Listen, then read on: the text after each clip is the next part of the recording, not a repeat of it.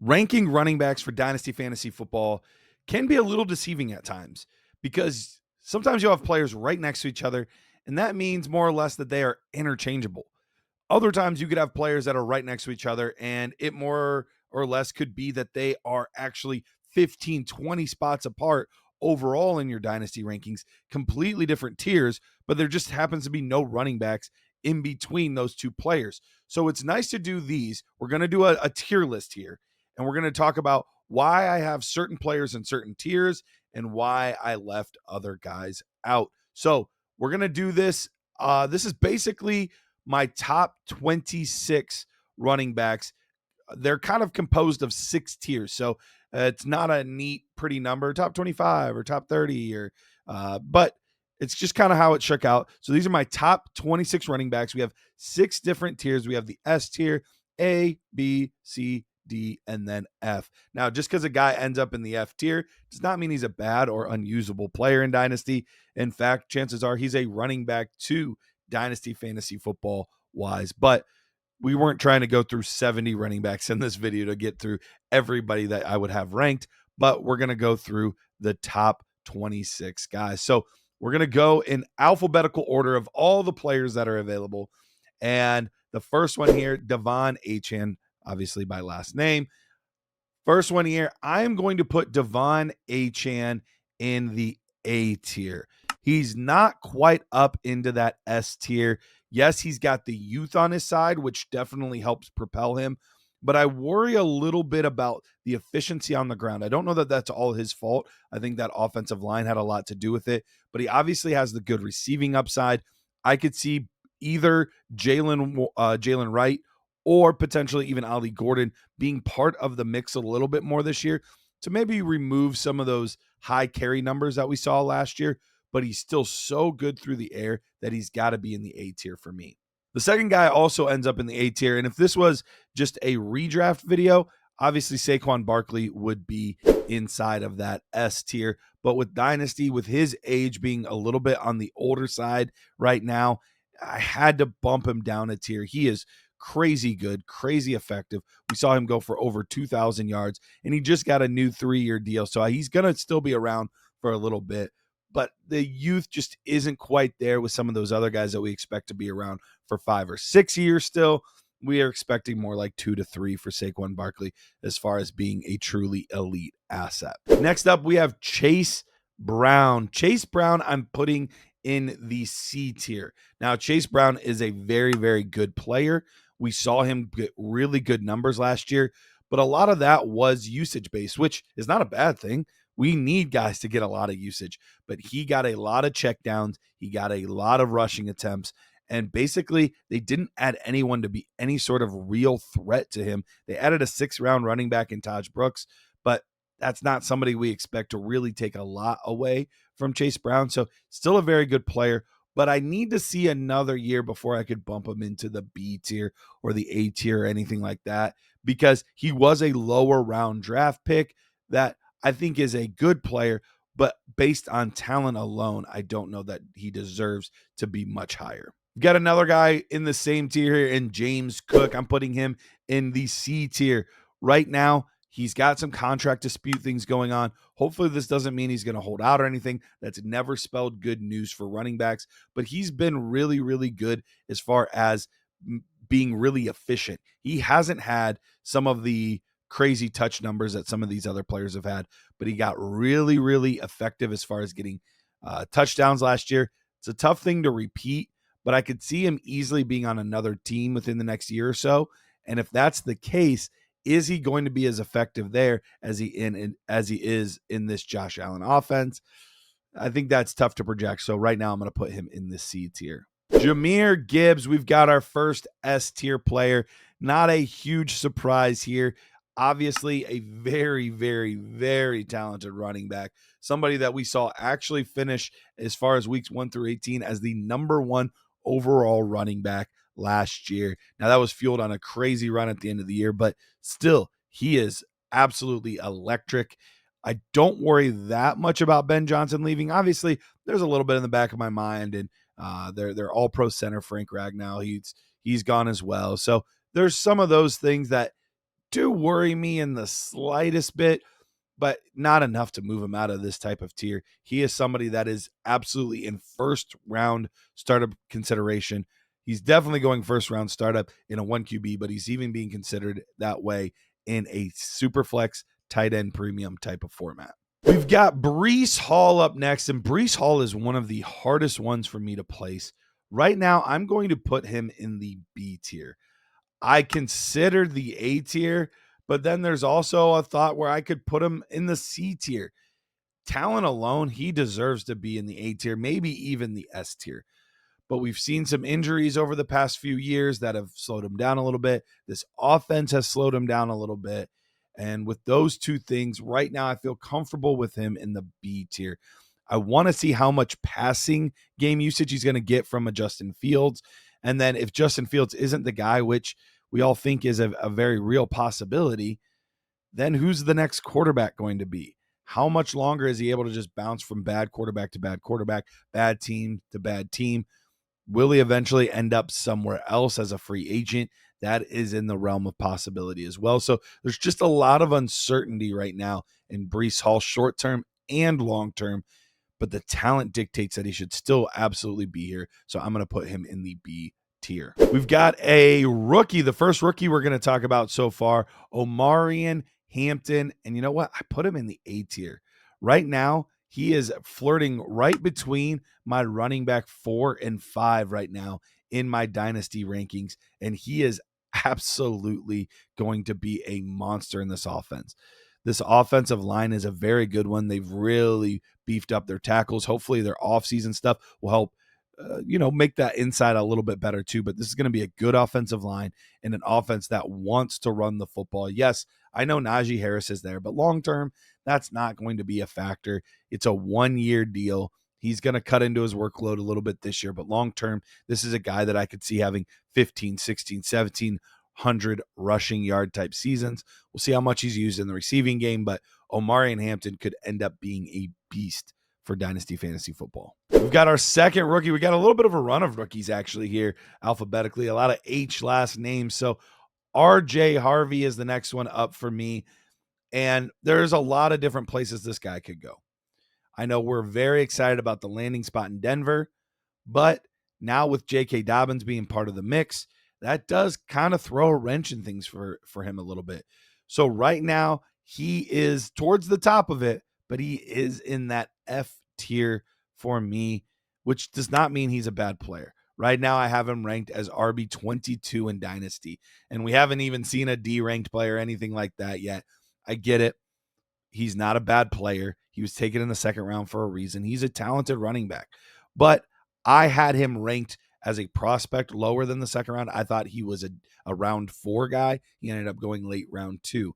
So we'll see how much the pre-draft evaluation versus the landing spot and draft capital matter. We'll see how J.K. Dobbins does here. Is he just a 1-year rental? Or if he does well, is he going to be a part of this backfield? All things that we kind of have to wait and figure out. So right now, I'm going to put RJ Harvey in my F tier. I'm going back to the B tier. So we've got company with Breece Hall, and I have TreVeyon Henderson, running back for the New England Patriots. This guy can do it all, but I'm especially excited to see what he does in the receiving game. All the reports out of camp is that he just looks crazy fast and explosive. They're going to be able to use him in a number of different ways. And for a team that has a lot of holes, for them to say, hey, I know we have a guy like Ramondre under contract right now, but we need a running back. We need somebody to help complement and give explosiveness in this offense for Drake May. And that's exactly what they did early in the second round by getting TreVeyon Henderson. So I think this was a great draft selection for them. And I think he's going to be an absolute monster for the Patriots. Next, we have another H. We got a lot of H last names for running back. We've got Mr. Derrick Henry. He's a tricky one to figure out where to rank because obviously we've seen him put up 2,000-yard rushing seasons before, but he's also age 31, not a guy we expect to be around super long, but he did get that 2-year contract, which makes him a little bit more intriguing. So for me, he's kind of in a tier with a couple other guys that I expect to be one, at best, 2-year wonders, but we know we've seen them be elite team carrying type players in the past. So he's going to go in the D tier, and we'll see two other names that kind of fit that same mold that are going to be joining him here very soon. Let's go to Chuba Hubbard. Chuba Hubbard, a name that really burst onto the scene last year with the injury to Jonathan Brooks. And now we know that there's going to be another year missing for Brooks. Chuba Hubbard signed a nice deal there in Carolina. I do have to put him in the F tier, though. He is going to be, I think, a very good dynasty running back, too. But on a great team, you're hoping he's more like your running back 3 on a true contender type team, but still like this kid. I think he could have a very nice year, 1,300 rushing yard type season for the Carolina Panthers, which obviously would be very, very good news. It's an up and coming offense. We'll see if they can all put it together. But right now I'm going to go with the F tier for Chuba Hubbard. Let's add another guy to the B tier with TreVeyon and Breece Hall. Let's add Bucky Irving. Now, as these guys are getting put in, they're just probably, I mean, I guess it depends on how my producer does it. They're probably just getting put in order that I say them. But remember, these are tiers. I'm not necessarily saying this player is ranked ahead of that player. If you want to see my full rankings top to bottom, you can go ahead and head to dynastynerds.com. These are all just guys that if I was in a startup, I would consider drafting them all in roughly the same spot. So that's what we have here. So we're going to go to Bucky Irving. I have him in the B tier right now with TreVeyon Henderson, Breece Hall. We saw a lot of good things from him as a rookie. I'm really excited about his receiving game ability. He kind of started to push Rachaad White out. And if that's the case, and he does fully kind of box him out, and he starts taking on 75, 80% of the touches, we could see him ascend into the next tier as well. Really liked what I saw from him as a rookie, both on the ground and through the air. Let's move on to Josh Jacobs, and I think he fits very nicely into the C tier of players right now. A guy that is a little bit older, doesn't have a ton of time left, but we've seen him still be very effective. RB1 almost every single year. He's a steady Eddie type player, but he doesn't have the ceiling that maybe some of these other players ahead of him have. On talent alone, I want to put him in the B tier, but I think just the age and the lack of truly, truly high-end production is prohibiting him from being there. So I'm going to put him C class. We've got our second S tier player, and that is Ashton Jeanty, running back for the Las Vegas Raiders. We saw what he did in college last year. Just absolutely unreal production. The guy was so hard to tackle. His break tackle ability, making guys miss, could even catch out of the backfield. Like, just did so many things so well. And I expect him to be a monster at the next level. I don't have any real worries about Ashton Jeanty. And I think at the next level, he's going to be a monster. So Ashton Jeanty, even as a rookie, already in the S tier. I would probably take him as the third running back off the board today. This player almost made it into my D tier, but we have him in the F tier, and that's Kaleb Johnson, running back, Pittsburgh Steelers. He was a third-round draft pick this year. Really, really like him as a player, but I have to put him in the F tier. But look, as a rookie, to be roughly my 20th overall ranked running back, still a very good spot to be in. This is a very good running back class with some very high-end talent, and Kaleb Johnson is a part of that. I see him getting a lot of the workload. Yes, Jaylen Warren's still going to be involved, but Kaleb Johnson, he can do it all. He can catch the ball. He can run between the tackles. He's a physical, bruising back that really epitomizes that Pittsburgh Steelers type of offense that we've seen from a lot of different guys over the years. Obviously, most recently, Najee Harris, but in the past, guys like Mendenhall and Bettis and guys that are just physical downhill runners. That's what you're going to be able to get out of a guy like Kaleb Johnson. Once again, we have 3 rookies in a row. They seem to go in runs, and we have Quinshon Judkins. I have him as the last player of my B tier at this point. As a running back, he was taken as the third running back off the board, early second round pick here, into a team that we've seen great running back production. He profiles as a similar style running back to Nick Chubb, to Kareem Hunt, that we've seen in this offense be very, very effective before. Maybe a little bit of limited pass catching opportunity for him, but I think this team is going to use him so much on the ground. He's going to get so many touches, and he's still so young that he's going to be a force for fantasy football for years to come. So Quinshon Judkins easily, not so easily, he was the last guy, but into my B tier at running back. I mentioned two more guys that would enter the D tier, and they're two guys alphabetically that go back to back. So let's talk about both of these players together. Alvin Kamara, Christian McCaffery, both of these guys going inside of my D tier here. They joined Derrick Henry. Both of these players definitely up there in years. Guys that we're not expecting to be long-term assets. We've got, of these three guys, one's 29, one's 30, one's 31. All of these players, we expect 1 to 2 more seasons out of at very high-end level, but it's just tough to put them with guys that are 21, 22, 23 when we know that they have potentially so much more time on your dynasty rosters than these guys. But you can't move them down much further than this, because over a 2 to 3 year period, we could see these players be absolute league winners still for you. So for right now, we're going to put Christian McCaffrey and Alvin Kamara inside the D tier. Joe Mixon's up next.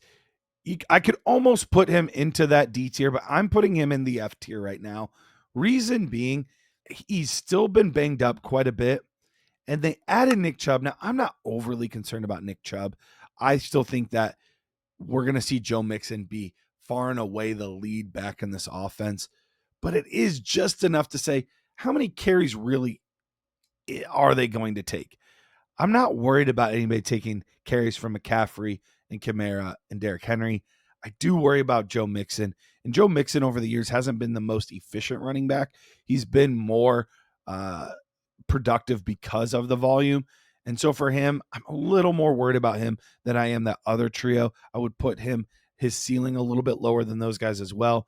And they also added Woody Marks, which I think is something that we forget about. So this is somebody that could come in and take some pass catching work away from a Joe Mixon. So I'm going to put him in the F tier. Another guy in the F tier here, we have David Montgomery. Very good player, very efficient player. He's been the king of running back twos. He's only had one running back one season over his career, but he's had 4 or 5 of those running back 2 seasons. I expect the same in this offense this year. I mentioned it with Jahmyr Gibbs. Yes, there is a little bit of worry with Ben Johnson no longer in town and the offensive line not being quite the same as it was in the years past, but still a very good running back, a guy that's going to produce. Good player, but he's got to go into my F tier. The last player in the S tier, in fact, my number 1 overall running back right now, Bijan Robinson. When elite talent meets elite opportunity, you get a guy like Bijan Robinson.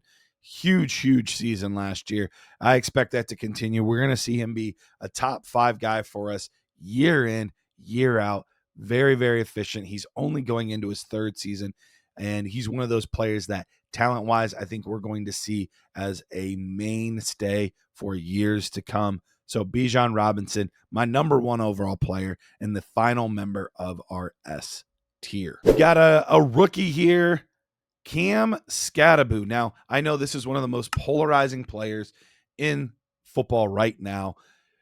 Anytime we want to make sure that we get numbers on a video, we talk about Cam Skattebo, because people are either going to put in the comments, this dude sucks, he's not explosive, he belongs in the Arena Football League, things like that. And then you hear other guys say, this dude's special, he runs through people's faces. You also get a lot of like white running back comps like, oh, Peyton Hillis, Mike Allstott. He's not either one of those guys either. He reminds me more of a Kareem Hunt type of player, but very, very good in almost every aspect of the game, except for being an elite speed guy. He's just not got that top end speed. We're not going to be seeing him break off 50, 60-yard touchdown runs, but I do think we're going to see a lot of 15 to 20-yard runs. I think we're going to see some good pass catching ability, and we're going to see a lot of broken tackles. Next guy here made the list because he survived the NFL draft, and there's just not a lot else on his team. I'm still interested in Roschon. I'm still interested in Monangai. But right now, at the end of this F tier, we do have DeAndre Swift. He's still going to factor in as probably the main running back on an offense that could be really, really explosive with new head coach Ben Johnson. Do I believe fully in the player? No. But do I believe in the situation? And is he still young enough to be a part of this list and pretty interesting? Yeah, he is. So I put him in here as one of the final players in the F tier. Let's go back to the B tier. We've got Jonathan Taylor, a guy that right now is in his prime. We've seen 3 running back 1 seasons out of Jonathan Taylor, and how he finished the end of last year tells me that we could easily be seeing another one this season. A lot of this is going to depend on how do we get this offensive line playing and how do we get good quarterback play. Because if we get better quarterback play, hopefully we won't see as many stacked boxes and Jonathan Taylor can run wild. We'll have to kind of wait and see, but I still really like this guy, and I think he every bit belongs in the heart of this B tier. 2 guys left to discuss. Both guys in the C tier here. Kenneth Walker, Kyren Williams. Both these players, KWs, both these players, very good running backs that are in the early part of what we would consider their prime. We've seen them in the league now for 3-4 years. Both really good, solid running backs. Both have dealt with a little bit of injuries here and there. And both guys that we haven't necessarily seen special efficiency numbers, but have been good when given the opportunity. I don't know that I want to trust either one of these guys as my running back 1 on a contender, but I feel amazing if these guys are my running back 2s on a contender. So both Kenneth Walker and Kyren Williams, running back 2s, and they're also running back in the C tier. All right, guys, that wraps up my tier video. Love to hear your guys' thoughts on where you would place some of these guys. Was there somebody that I missed? I know I'm going to get a James Conner comment. He was right there. I almost put him in. Don't yell at me. I wanted him in, but I just missed out. But let me know who else you had that you wanted to get in there in these Dynasty running back tiers.